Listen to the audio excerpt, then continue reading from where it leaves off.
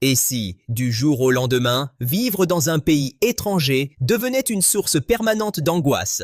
En Afrique du Sud, de nombreux étrangers affirment aujourd'hui vivre dans la peur entre tensions, violences et incertitudes. Que se passe-t-il réellement? Pourquoi cette situation prend-elle une telle ampleur?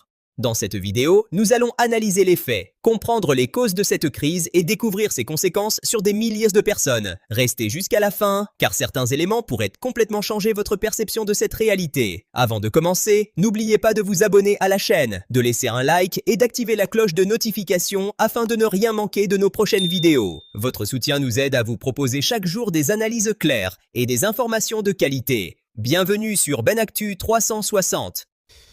Il faut dire que c'est assez dommage de constater que ce pays qui a connu des années de violence et qui a eu le soutien du monde entier se retrouve encore dans une autre spirale de violence, cette fois-ci orchestrée par ses propres fils.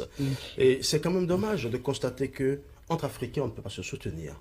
C'est dommage parce qu'on voit que l'État se retrouve dans l'incapacité de contenir ces vagues de violence.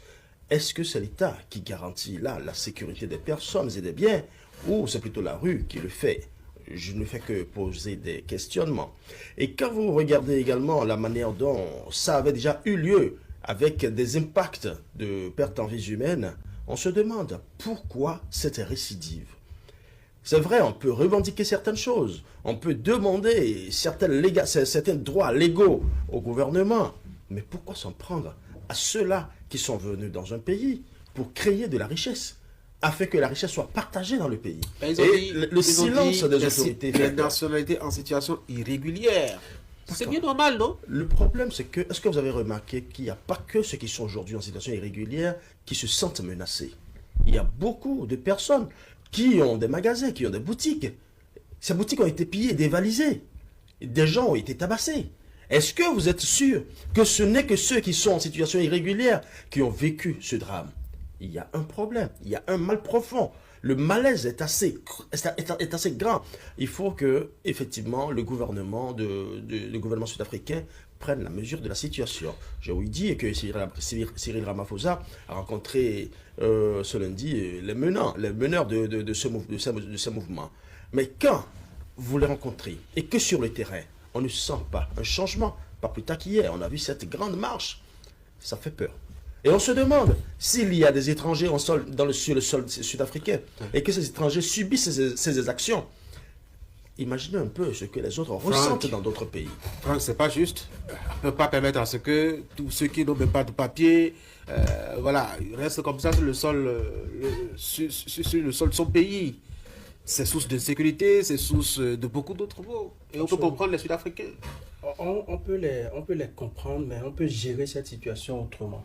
Parce que les Sud-Africains, ceux qui sont dans cette posture-là aujourd'hui, évoquant bouc émissaire, la situation économique, la précarité dans laquelle le chômage, parce qu'ils accusent les étrangers de s'accaparer les emplois que les Sud-Africains eux-mêmes devraient avoir pour mieux vivre. Il y a ça, mais sur la question de se mettre à jour vis-à-vis des papiers dans un pays, je crois que c'est tout à fait normal. Mais en Africain, lorsque nous prenons la question sur le plan humain, c'est qu'on peut, dans une certaine mesure, amener ces gens-là à régulariser leur situation. On n'a pas besoin d'utiliser la violence comme on l'a vu, parce qu'il y a eu des images qui ont circulé précédemment, qui ont montré que même dans la rue, on s'en prend à des populations, on s'en prend à des jeunes, on s'en prend à des bras valides qui sont venus. Et ce que les Sud-Africains qui font ça oublient, c'est qu'aucune économie au monde ne se construit qu'avec les autochtones, les nationaux. Il y a des gens qui viennent forcément. Vous prenez l'histoire des États-Unis aujourd'hui, ce sont les Noirs qui majoritairement travaillaient dans les champs de cacao, qui travaillaient dans certaines, même dans les grandes industries. À un moment donné, ce sont ceux qui ont été déportés, qui ont fait l'économie des États-Unis, dans plusieurs autres pays. Qu'en est-il alors des Sud-Africains qui vivent ailleurs et qui ont de bons boulots, qui ont des emplois et qui sont à la charge d'autres États? Ça veut dire que les autres aussi peuvent se lever et dire, écoutez, rentrez chez vous, on donne un ultimatum et on commence pas à exercer la violence. Non, je pense que Et pour des questions de ce genre-là, on peut régler ça autrement. Et c'est surprenant que l'État sud-africain, le pouvoir sud-africain, soit incapable de régler un problème de Ils ce ont genre. appelé au calme, ça va, non? Non, ça ne va pas parce que justement, ils ont laissé perdurer les actes de violence que nous avons tous vus sur les réseaux sociaux. Il faudrait qu'il y ait une thérapie de choc, il faudrait qu'il y ait une réaction à la hauteur de ce que font ces Sud-Africains. Eric.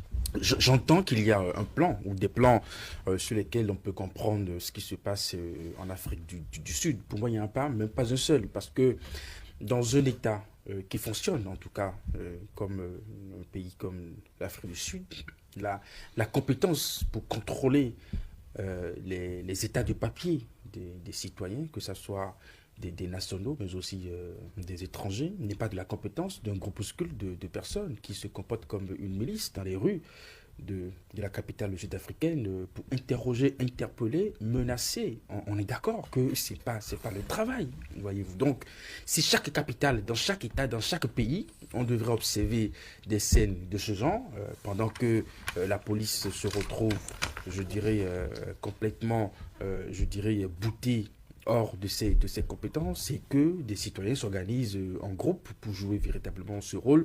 Vous imaginez un peu quelle va être l'image de nos États. Vous avez vu aux États-Unis, on a mis en place justement un groupe de militaires pour faire ce genre de travail. Donc je pense qu'il n'y a pas d'argument justement pour soutenir la possibilité de voir des citoyens s'organiser de cette façon pour mener cette lutte. Voilà. Et si on essaie d'aller un peu plus loin, quand ces groupes auront vraiment fini d'atteindre cet objectif qu'ils prétendent justement mener, ça va être quoi la suite? Est-ce que depuis que ça a commencé de cette façon, est-ce qu'ils ont créé plus d'emplois qu'il ne fallait, plus d'emplois qu'il ne leur manquait? Est-ce que finalement les Sud-Africains pour qui ils sont en train de mener cette lutte ont commencé vraiment par trouver ces opportunités d'emploi dont on parle? Non, je ne pense pas.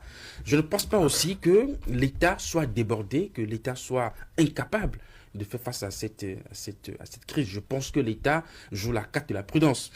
Parce que nous savons ce que cette communauté représente en Afrique du Sud. Pour la plupart, c'est des lobbies, c'est quand même un État qui s'est construit, en tout cas, sur le communautarisme, voilà, avant que la démocratie et tout n'arrive. Donc, on sait quel poids ces groupes de personnes représentent, même dans l'appareil politique, en termes de mobilisation électorale. Donc, je pense que l'État ne veut pas affronter ces communautés de cette façon. Parce que dans quel État on voit des groupes qui menacent, qui interpellent, et on voit la police qui encadre. On voit la police qui... Peut-être parce que c'est une manifestation normale, peut-être bien demandée et qui dégénère. Elle n'est pas normale parce que la cause n'est pas juste. Il suffit, si cela dérangeait pour autant les autorités sud-africaines, d'envoyer les forces de l'ordre qui ont la compétence de jouer ce genre de rôle, rencontrer ces citoyens et leur expliquer justement que leur papier n'est pas à jouer, que pour ça, doivent quitter sur le territoire. Maintenant, si vous allez à l'échelle internationale, nous savons combien d'Africains prennent le risque de traverser la mer pour se retrouver en Italie. Ce ne sont pas des Italiens qui se regroupent en groupuscule pour les renvoyer. Il y a toujours, justement, l'État s'organise pour faire face à ça. Alors, je voudrais quand même attirer l'attention sur le fait que...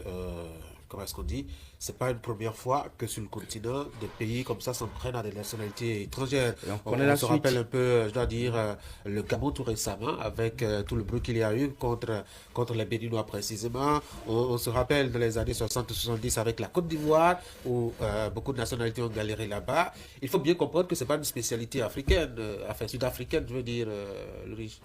Oui. Bon, le temps il est terminé, hein, on en a 2 minutes encore. Vous avez dire que ce n'est pas qu'une spécialité sud-africaine, seulement c'est dommage. C'est dommage en ce sens que les pays africains qui estiment être lésés dans les pays du Nord, par exemple les États-Unis et d'autres pays encore, où ils sont conduits comme des malvenus, et que ces pays africains se mettent aussi à s'auto-stigmatiser entre eux, je pense que c'est bien dommage. Et malheureusement, il faut aussi tenir compte d'une chose, la violence n'engendre que la violence. On a vu il y a quelques années où il y avait également cette crise, toujours en Afrique du Sud, où on a vu cette cinglante réplique au Nigeria, où le véhicule d'un diplomate a été pris à partie par des citoyens nigériens. Donc j'ai compris il faut simplement comprendre que quand la violence est engendrée et que ce n'est pas vite calmé et que des ressortissants étrangers sont pris à partie, ailleurs, ça peut créer des effets de conduite. Il faut faire simplement attention à ces petits détails-là. L'essentiel est que si les gens ne sont pas en règle, que les formules, que la procédure pour normale un pays soit qui a soit connu prise en fait. l'apartheid, et où on a eu du mal à revenir à la normale, je pense qu'on ne tire pas les bonnes leçons de ce que l'histoire de l'Afrique du Sud raconte. Et aujourd'hui, je suis sûr que dans sa tombe, Nelson Mandela est en train de se retourner. Parce que oui, justement, ça ternit l'image même de tout ce que Nelson Mandela a fait jusque-là. Et la grosse conséquence, c'est que les gens auront du mal aujourd'hui à investir en Afrique du Sud. Parce que c'est tout cela qui, en tout cas, garantit une certaine assurance aux investisseurs. Il y aura également la fuite des cerveaux. Beaucoup vont partir de l'Afrique du Sud et ils auront à un moment donné, ils seront confrontés peut-être à de la main-d'œuvre pour régler les problèmes de développement. 30 secondes, Eric. Donc, je ne sais pas ce que les exemples que vous avez cités sont devenus par la suite, parce que moi je pense qu'aucun État n'est suffisamment fort, n'est suffisamment structuré, organisé pour contrôler sur l'ensemble de son territoire X ou Y et savoir qui a joue et qui n'est pas à jour. C'est peut-être fort de cela que finalement ces États se sont rendus compte que ce n'était pas du tout la bonne manière. Je pense que l'État doit prendre sa responsabilité, celle de s'occuper de ses citoyens